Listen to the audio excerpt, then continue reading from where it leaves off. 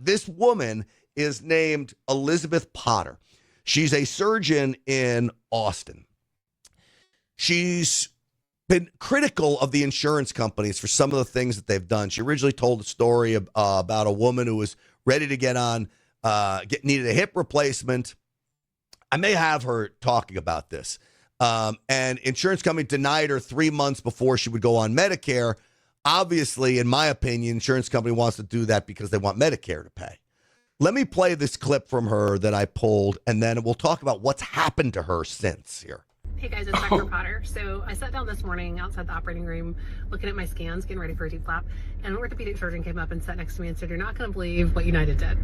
He said he had a patient who really needed a hip replacement, and she'd been waiting 6 months to see him. He saw her, and she's a good candidate. We need to do the surgery, submitted to United, and they denied the case. And they denied it, saying that when he submitted his documentation, that he didn't include the radiographic findings in the actual body of the note.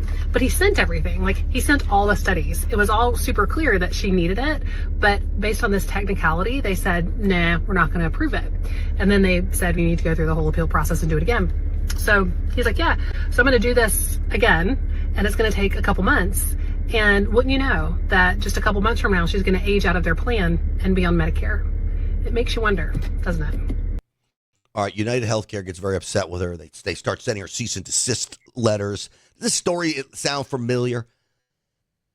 It sure does, Grant. I fight this battle every day. I have patients on some of the high-dollar drugs. One of them is called Repatha, and the insurance companies fight the doctors tooth and nail, even though they've been on the drug and doing well. And the reason why doctors don't speak out, and she's showing a lot of courage. She does it with a big smile as well. Is the reason why doctors don't speak out is most doctors have contracts with insurance companies. And so, for fear of having United or Aetna or Blue Cross drop the contract. Doc. And so, the insurance companies have the doctors over a barrel because they have, contracts. The patients are the ones who essentially get shortchanged here because instead of having the insurance company just go ahead and approve the surgery, come on, the doctors know who needs hip replacements. They have the x-rays. They've got the exam. It's the doctors who decide, not insurance companies. And instead, this patient is made miserable. Now we'll have to go on to Medicare. Medicare probably will not have as good a coverage as the commercial insurance.